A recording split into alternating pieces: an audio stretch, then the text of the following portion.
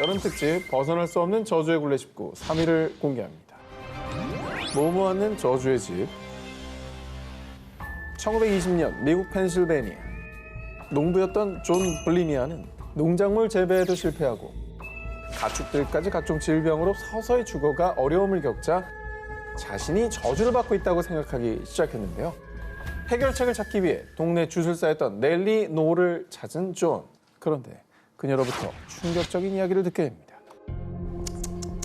흑마법사의 저주를 받고 있구만. 게다가 흑마법사가 너무 가까이 있어.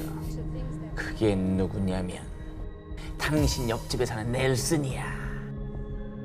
그러고 보니 이웃에 사는 넬슨 레마이어가 최근 주술로 한 아이의 질병을 치료했다는 소문을 들은 기억이 떠올랐고요. 넬슨이 흑마법사라는 주술사의 말을 찰떡같이 믿은 존은 정말 자신이 넬슨의 저주를 받았다라고 확신했습니다. 야, 근데 이웃이 흑마법사하고 자신을 저주한다고 생각하면 진짜 섬뜩할 것 같긴 한데. 짜증나죠? 이건 사실 좀 너무 허무맹랑한 얘기 아니에요? 아니 무턱대고 저 말을 믿을 게 아니라 가까이 사는 이웃이면 찾아가서 오해 풀고 그럼. 확인 한번 해보고 존이 넬슨을 찾아가긴 했습니다. 하지만 그 이유는 좀 달랐습니다. 저주를 풀려면은 넬슨의 주술책을 찾아서 묻어야 해. 주술사 넬리 노렉에 저주를 풀 해법을 들은 존은 같은 마을의 14세 소년 커리와 18세 소년 헤스와 함께 넬슨의 집에 침입한 건데요. 에이 그건 아니지. 그러니까 대화를 하려고 한 게 아니에요. 아이 그러면 안 돼요.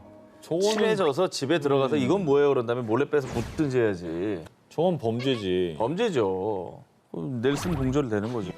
그리고 세 남자는 넬슨과 마주하자마자 그를 폭행했고요. 아유 결국 넬슨은 사망. 하지만 넬슨의 주술책은 끝내 찾지 못했는데요. 이에 존은 집 전체를 불태우기로 결심. 넬슨의 집에 기름을 붓고 불을 붙였습니다. 야 새로운 저주가 생기겠다. 왜 멀쩡한 사람을 죽여? 아니, 이거 넬슨이 흑마법사라고 말한 사람을 저렇게까지 맹신해도 되는 거야? 그런데 소름 끼치는 사실. 존은 분명 넬슨의 집에 불을 붙였지만 오래된 목조 주택이었던 그의 집은 불타지 않았습니다. 목조인데? 목조주택인데 왜 불이 안 타? 목조면 불이 활활 타야 되는 거 아니에요? 자, 이 일을 계기로 마을 사람들은 넬슨에게 정말 초자연적인 능력이 있었다고 믿기 시작했고요. 그때부터 넬슨의 빈집에서 연기가 나거나 죽은 넬슨의 영혼이 돌아다닌다라는 소문까지 떠돌았습니다. 근데 어쨌든 불을 붙였잖아요. 목조인 거 알고 불을 붙였는데 불이 안 나. 그걸 본 일행들도 되게 놀랐을 것 같아. 그렇죠. 지은 죄도 있는 데다가 이게 이제 저주까지 시작됐을지도 모르니까요. 그렇죠. 불타지 않는 집의 진실.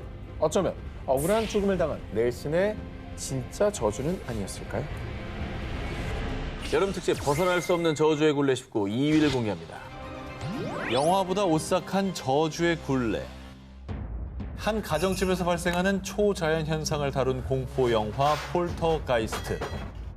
개봉 직후 그해 흥행 8위를 기록하며 이후 6년간 3편의 시리즈가 나왔는데요. 그런데 영화가 제작되는 동안 끊이지 않는 사건, 사고들. 그 때문인지 이 영화는 저주받은 영화라고 불리기도 합니다. 아니 왜? 아니 뭐 굳이 뭐 저주에 걸린 영화라고까지 할 건 없잖아요. 아, 이 얘기를 모르시는군요, 전혀. 근데 사실 뭐 예전에 요즘 뭐 없는 것 같은데 음반 제작할 때 귀신 보면 뭐 대박 난다 이런 얘기 했잖아요. 뭐 그런 종류의 얘기 아니겠습니까? 폴터가이스트 영화에 얽힌 끔찍한 저주의 서막은 바로 출연자들의 잇따른 죽음. 폴터가이스트 1편에 출연했던 배우 도미니크 던은 영화 개봉 후 셰프로 일하던 연인 존 스위니와 이별. 이후 재회를 원하는 존을 거절했다가 그의 손에 살해당하는 끔찍한 비극을 겪게 됐고요. 어이구. 폴터가이스트 2편에 출연한 줄리안 백은 영화 개봉을 앞두고 위암으로 사망. 또 다른 배우 윌 샘슨 또한 촬영 후 신장 기능 약화로 사망. 안타까운 죽음이 반복됐습니다.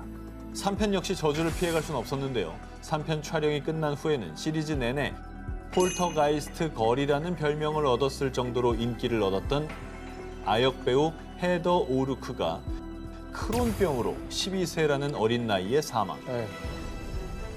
폴터가이스트에 출연했던 무려 4명의 배우가 영화 촬영을 한 지 얼마 지나지 않아 사망한 겁니다. 한 영화에 출연했던 배우가 한 명만 사망해도 되게 불길한데 4명이 죽었다는 거잖아요. 그러니까요. 심지어 뭐 촬영 중에 뭐 개봉 전에 뭐 가리지 않고 사망한 걸 보면은 뭐 영화에 뭔가 기운이 안 좋았나 봐요. 왜 이런 현상을 영화로 다루느냐 뭐 이런 건가? 영화에 얽힌 수상한 일들은 그게 끝이 아니었습니다. 1편의 촬영지였던 집이 몇 년 후 지진으로 무너졌고요. 영화 속 유명한 장면이었던 수영장 씬에서 사용된 해골들이 실제 해골이라는 괴담부터 인형에게 목을 졸리는 장면을 촬영할 때 연기하던 배우가 실제로 목을 졸리는 느낌을 받는 등 의아한 일들이 계속돼 결국 엑소시즘 의식까지 치렀었다고 하는데요. 연이은 배우들의 죽음과 촬영장에서 벌어진 기이한 현상들, 정말 영화에 깃든 저주일까요? 여름 특집 벗어날 수 없는 저주의 굴레 19, 18위와 1위 헤드라인을 공개해 주세요.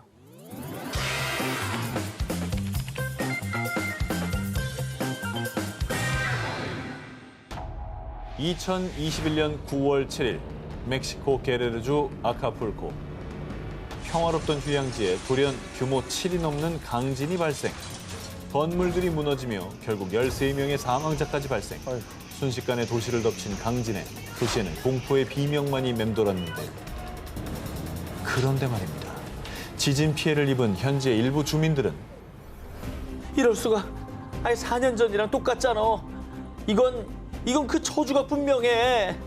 라며 공포에 떨었습니다. 정확히 4년 전인 2017년 9월 7일 멕시코 치아파스주에서 규모 8.2 지진. 앞서 말씀드렸던 날과 같은 날짜에 지진이 발생. 이는 멕시코에서 100년 이래 가장 강력했던 지진으로 무려 100여 명이 목숨을 잃었고요. 뿐만 아니라 그로부터 12일 뒤 2017년 9월 19일 멕시코 푸에블라에서 규모 7.1 지진. 또 한 번의 강진 발생. 그때는 무려 약 370명이 사망했는데요. 그러니까 제가 좀 전 말씀드린 멕시코를 강타한 지진들은 모두 9월에 발생. 그러자 멕시코에서는 이른바 9월의 지진 저주설이 돌았던 겁니다. 우연으로 치부하기에는 너무도 공교롭게 반복해서 나타나는 숫자 9. 예로부터 일부 서양권에서도 숫자 9를 불길한 숫자로 여긴다고 합니다. 멕시코를 덮친 지진들, 그리고 9라는 숫자의 반복. 이는 정말 우연의 일치 그뿐이었을까요? 1972년 호주. 아빠 캐리 월턴이 아이들에게 한 가지 당부를 했습니다. 얘들아, 이 인형 이름은 레타야. 함부로 다루면 안 된다. 바로 이 인형입니다. 내 아빠지만 왜 레타를 사왔어? 너 함부로 다루지 말아라. 아버지 왜 그러셨어요? 저걸 왜 애들한테 줘?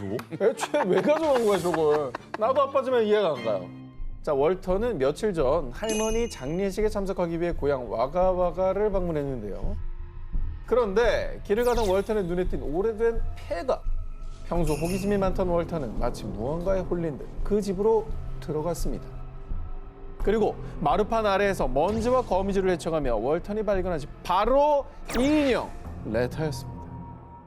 그런데 정말 기묘한 사실, 이 폐가는 원래 100년 넘게 그 자리에 있었지만요, 월턴이 인형을 가지고 나오고 며칠 뒤 갑작스럽게 철거. 마치 그 인형이 무슨 일이 일어날지 알고 저를 조종한 것 같았어요. 사실 월턴이 집에 들어서자 평소 순하던 반려견이 인형을 향해 매섭게 짖었는데요. 그리고 인형을 집에 들인 후부터 집안 물건들의 위치가 바뀌는가 하면 마치 인형이 살아서 돌아다니기라도 한 듯 집안 곳곳에 정체불명의 발자국이 나타났고, 아이고야. 그리고 분명 집에 아무도 없는데 누군가 자신을 쳐다보는 듯한 시선이 느껴져 고개를 들고, 그곳에 인형 레타가 있었습니다. 나쁘네. 이 사실 월턴도 이 무서운 인형 레타를 누군가에게 보내려 했는데요. 하지만 인형을 싣고 가서 차에서 내리려고 했는데 아무리 애를 써도 움직일 수가 없었다고요. 이 인형이 사람을 컨트롤하네요. 음. 조종하네 거의. 정체가 뭐죠? 어떤 영혼이 들어가 있는 것 같아요, 제가 봤을 때. 저 정도면 영혼이 아닌 것 같고 그 윗단계 같아요. 아. 악마나 뭐 이런 거. 이 인형을 본 심령술사들은 이 인형에는 200여 년 전 폭풍우에 휩쓸려 익사한 루마니아 아이의 영혼이 깃들어 있습니다. 라고 주장했습니다. 자, 그리고 말입니다. 더욱더 섬뜩한 건 조사 결과 이 인형의 머리카락, 인물, 아유. 사람의 머리카락으로 만든 것이 확인됐는데요.